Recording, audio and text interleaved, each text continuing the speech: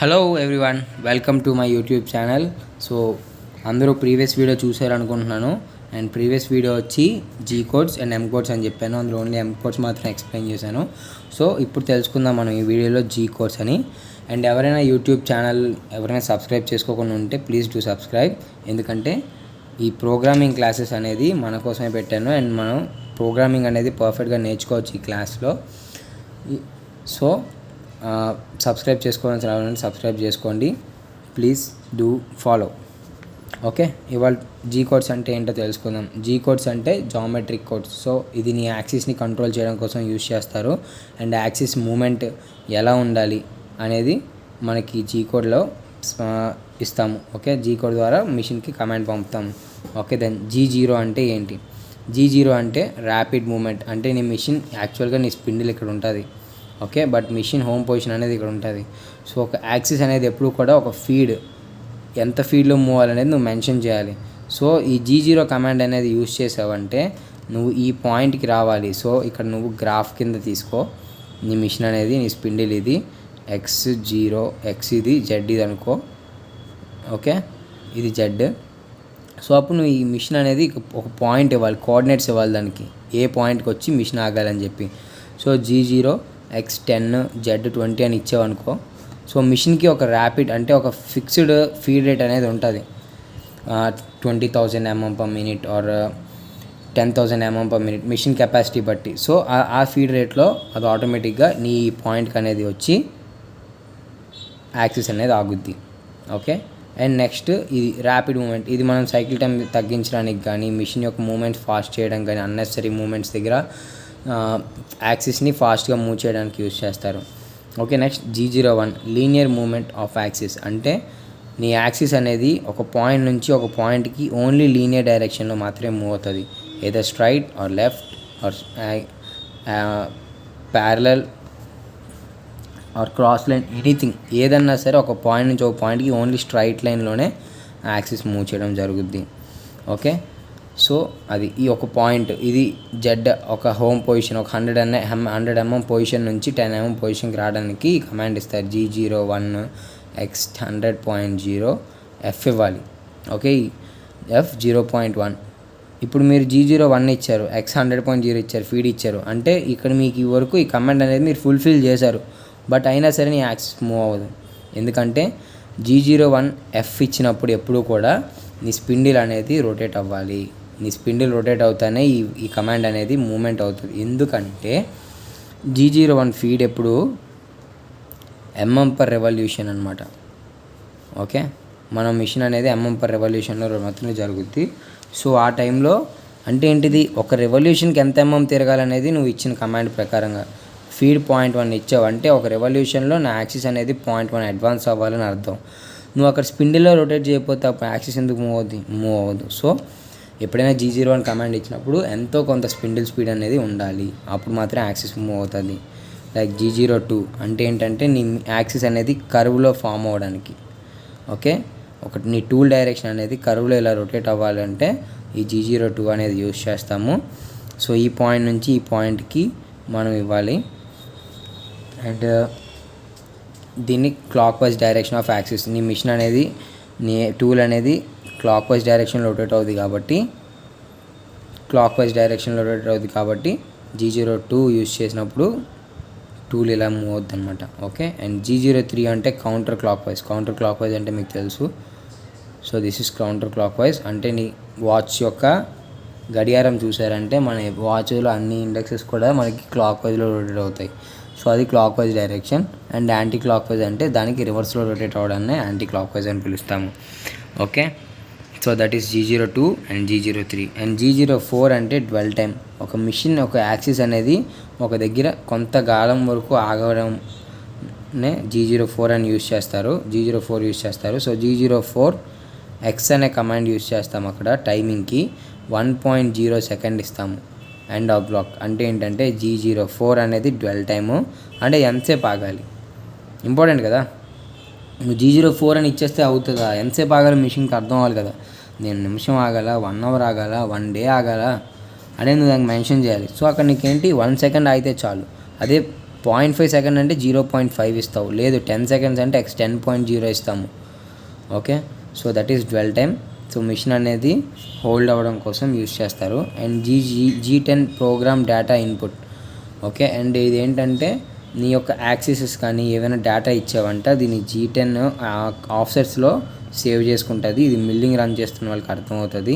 And దీనికోసం నేను క్లియర్గా నెక్స్ట్ వీడియోస్లో మేము క్లియర్గా చెప్తాను. ఇవాళ ఓన్లీ జస్ట్ బేసిక్స్ మాత్రమే చెప్తున్నా. G కోడ్స్ అంటే ఏంటనేది. G20 అంటే ఏంటంటే నువ్వు ఇచ్చే వాల్యూస్ యొక్క ఇన్పుట్ ఇంచ్ అనేది తీసుకోవడం కోసం యూస్ చేస్తారు. ఇది నువ్వు G20 కమాండ్ ప్రోగ్రామ్లో యూస్ చేస్తే అది తీసుకునే వాల్యూస్ అన్నీ కూడా ఇంచెస్లో ఉంటాయి. అండ్ G21 కమాండ్ యూస్ చేస్తే అండ్ మనం తీసుకునే వాల్యూస్ అన్నీ ఎంఎంలో ఉంటాయి. ఇది ఆల్రెడీ మేకర్ అనేవాడు ఆల్రెడీ క్రియేట్ చేసి ఇంటర్నల్గా పెడతాడు, మీరు ఎన్ష్యూర్ చేసుకోవాలి. ఓకే, కొన్ని కంపెనీస్ కొన్ని స్టాండర్డ్స్ ఫాలో అవుతాయి, కొన్ని స్టాండర్డ్స్ అయితే ఇంచెస్లో ఉంటాయి, కొన్ని స్టాండర్డ్స్ మనకి మిల్లీమీటర్స్లో ఉంటాయి. అండ్ G28 అంటే ఏంటంటే మిషన్ యొక్క హోమ్ పొజిషన్. సో మిషన్ యొక్క 0 పాయింట్ అనేది ఉంటుంది, ఎక్స్కి కానీ జెడ్కి కానీ, ఎక్స్ జెడ్ 0 పాయింట్. ఆ 0 పాయింట్కి మనం యాక్సిస్ని మూవ్ చేయడం అనమాట. సేఫ్ పొజిషన్ అంటారు, హోమ్ పొజిషన్ అంటారు. సో అది. అండ్ G30 అంటే సెకండ్ హోమ్ పొజిషన్. అంటే ఏంటంటే మిషన్ యొక్క యాక్సిస్ ఇది అండ్ దాని హోమ్ పొజిషన్ ఇది. ఇక్కడ నుంచి ఇక్కడికి నీకు ఆల్మోస్ట్ 1 మీటర్ లెంత్ ఉంది. సో ఆ టూల్ ఇక్కడ నుంచి ఇక్కడికి ట్రావెల్ చేయడానికి మినిమం 10 సెకండ్స్ పడుతుంది. సో అప్పుడు నీకు చాలా టైం వేస్ట్ అవుతుంది. ఓకే, ఎందుకంటే నీ యాక్సిస్ యొక్క మూమెంట్ మ్యాక్సిమం 20,000 mm/minute ఉండొచ్చు. సో అప్పుడు నీకు 1 మీటర్ అంటే 1000 mm అంటే ఇక్కడ నీకు ఇది ఎంత టైం పడుద్ది, 1 మినిట్కి ఇది ఇంత 20,000 మూవ్ అవుతుంది. నీకు ఇది 1000 mm మూవ్ అవ్వాలంటే మినిమం 5 to 6 సెకండ్స్ అన్న పడుతుంది.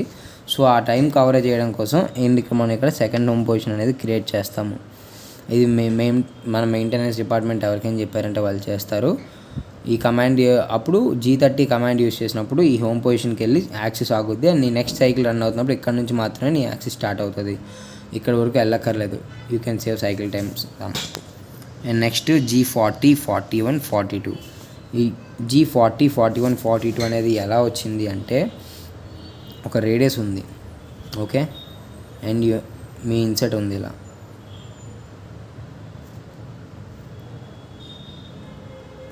ఓకేనా, సో ఇది ఎప్పుడు యూస్ చేస్తారనేది నీ రేడియస్ అనేది పర్ఫెక్ట్గా ఫార్మేషన్ జరగడానికి.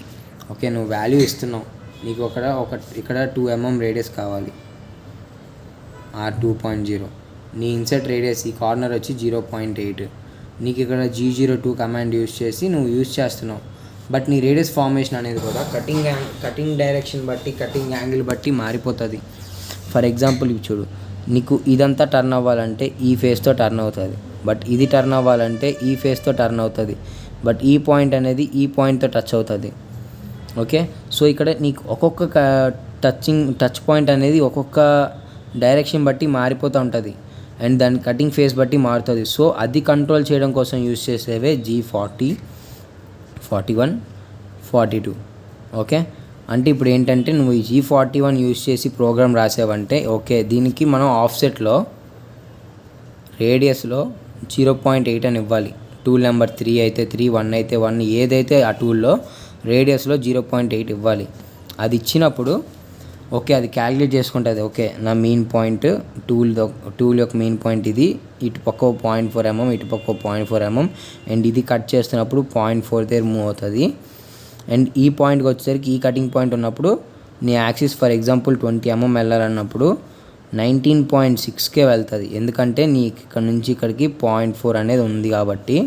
సో 19.6 నుంచి నీకు ఇలా టూల్ అనేది కట్ అవుతుంది. అప్పుడు ఏంటంటే నీ రేడియస్ యొక్క ఫార్మేషన్ నువ్వు ఎంత ఇస్తే అంత పక్కా ఫార్మ్ అవుతుంది. సో అవి కంట్రోల్ చేయడం కోసం, ఆ ఎర్రర్స్ కంట్రోల్ చేయడం కోసం యూస్ చేసేవి G40, 41, 42. అండ్ G96 అంటే స్పిండిల్. చెప్పాను కదా M03 అని ప్రీవియస్ వీడియోలో. M03 కమాండ్ అనేది మనం స్పిండిల్ రొటేషన్ యూస్ చేస్తాము, బట్ నీకు అది ఎంత స్పీడ్లో తిరగాలి అనేది ఇక్కడ ఇస్తాము. G97, M03, S800 అంటే RPM, revolutions per minute. Okay, G97 అనే కమాండ్ M03లో 800 RPMలో రొటేట్ అవ్వాలని ఇచ్చావు. అండ్ అలానే ఫినిషింగ్ కోసం అని చెప్పి G96 ఇస్తారు, అంటే మీటర్స్ పర్ మినిట్. ఇక్కడ రెవల్యూషన్స్ పర్ మినిట్, ఎన్ని రెవల్యూషన్స్ తిరగాలని, బట్ ఇక్కడ మీటర్స్లో ఇస్తాము అది. Okay, G96 S150 M03 G50 S1000. ఇది G50 అనేది లాకింగ్ స్పీడ్ అనమాట. 1000 మించి నా ఆర్పిఎం రొటేట్ అవ్వకూడదని. ఓకే, అండ్ ఇప్పుడు నీకు ఇచ్చిన S150 అంటే ఏంటి, 150 ఆర్పిఎం రొటేట్ అవుతానా? కాదు, ఇక్కడ ఏంటంటే 150 మీటర్స్ పర్ మినిట్. నీ పార్ట్ అనేది 150 మీటర్స్ పర్ మినిట్లో రొటేట్ అవుద్ది. ఫర్ ఎగ్జాంపుల్ నీ డయా వచ్చి కటింగ్ పాయింట్ డయా వచ్చి 100 mm. ఓకేనా, నువ్వు ఇక్కడ ఇచ్చిందంతా 150 మీటర్స్ పర్ మినిట్, అంటే ఒక మినిట్లో నీకు 150 మీటర్స్ ఇంటూ 1000 mm వేయ, అంటే ఎంత, 1,50,000 mm పర్ మినిట్ అనమాట. సో ఇక్కడ నీకు ఇక్కడ 1000 ఉంది కదా, 100 mm కదా, డివైడెడ్ బై 100 చేయి. ఇక్కడ నీకు 1500 రెవల్యూషన్స్ పర్ మినిట్లో రొటేట్ అవుద్ది అనమాట ఇది. ఓకే, అర్థమైందా? సో ఇది 100 డయాకి వచ్చేసరికి 15,000, బట్ ఇది నువ్వు 50 డయాకి వచ్చేసరికి ఎంత, అప్పుడు ఇంకా మారిపోద్ది. డివైడెడ్ బై 50 చేయి, 3000 ఆర్పిఎంలో రొటేట్ అవుద్ది. ఓకేనా, ఫర్ ఎగ్జాంపుల్ ఇది మీకు ఎలా చెప్పాలి, ఇది నాకు ఫస్ట్లో నాకు కొంచెం డిఫికల్ట్ అనిపించింది, నాకు అర్థం కాలేదు. ఆ టైంలో నేను యూట్యూబ్లో సెర్చ్ చేస్తే నాకు తెలిసింది ఏంటంటే, ఒకప్పుడు పవర్ జనరేషన్ కోసం యూజ్ చేసేవారు టెక్నిక్. ఒక ఎలక ఉండేది, ఓకే, ఈ ఒక వీల్లో దాన్ని పెట్టేవారు, దాని ఎదురుగా ఫుడ్ పెట్టేవారు. సో అది పరిగెడుతూ ఉండేది. పరిగెడుతున్నప్పుడు ఈ వీల్ అనేది రొటేట్ అవుతూ ఉంటుంది. ఈ వీల్ రొటేట్ అయ్యే కొద్దీ మనకి అమౌంట్ అనేది, ఎలక్ట్రిసిటీ అనేది కొంచెం జనరేట్ అయ్యేది. ఓకే, అప్పట్లో యూజ్ చేసే టెక్నిక్ అది.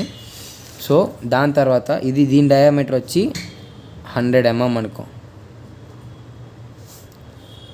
అదే ఎలుకని ఇంత చిన్న దాంట్లో పెట్టాము మౌస్ని. ఓకే, దీని డయా వచ్చి 20 mm ఫర్ ఎగ్జాంపుల్. ఓకే, ఇది ఒక రెవల్యూషన్, వన్ రొటేషన్కి ఎంత టైం పడుతుంది, అండ్ ఇది 1 రొటేషన్కి ఎంత టైం పడుతుంది చెప్పండి, అర్థమైందా? సో ఏంటంటే ఇక్కడ 1 రొటేషన్కి ఎంత టైం పడుతుంది మనకి, ఇది దాని స్పీడ్ బట్టి, అవును కదా, దీని స్పీడ్ బట్టి ఇది ఒక రొటేషన్. ఇది ఎంత స్పీడ్లో పరిగెడుతుందో, ఇప్పుడు ఫర్ ఎగ్జాంపుల్ 2 మౌస్ స్పీడ్స్ వచ్చి ఈక్వల్, బట్ ఇది ఎన్ని రొటేషన్స్ తిరుగుతుంది, ఇది ఎన్ని రొటేషన్స్ తిరుగుతుంది, 1:5. ఇది ఒక రెవల్యూషన్ తిరిగేలోపు ఇది 5 రొటేషన్స్ తిరుగుద్ది, అవునా? ఎస్, లైక్ దట్ ఇక్కడ కూడా అంతే. సో ఇప్పుడు ఎప్పుడైతే నువ్వు G96 కమాండ్ యూస్ చేస్తావో 100 డయా దగ్గర ఒక స్పీడ్లో రొటేట్ అవుద్ది, 20 mm డయాకి వచ్చేసరికి ఒక స్పీడ్లో రొటేట్ అవుద్ది. ఇది ఎందుకంటే యూస్ చేస్తారు, మన యొక్క స్పిండిల్ స్పీడ్ అనేది హై స్పీడ్లో రొటేట్ అవుతున్నప్పుడు హయ్యర్ ఫినిషింగ్ వస్తుంది, అండ్ అదనే కాకుండా టూల్ లైఫ్ అనేది అచీవ్ అవుతుంది. ఇక్కడ నువ్వు 100 mm ఉన్నప్పుడు మిషన్లో కొంచెం వైబ్రేషన్ ఉంటుంది, ఆ టైంలో నీకు 3000 ఆర్పిఎంలో రొటేట్ అవ్వకూడదు. అయ్యిందంటే నీకు పార్ట్లో చార్టరింగ్ ప్రాబ్లం కానీ ఏదో ఒక ప్రాబ్లం, మొబైలిటీ రావడము, లేదంటే ఫినిషింగ్ ప్రాపర్గా ఉండదు.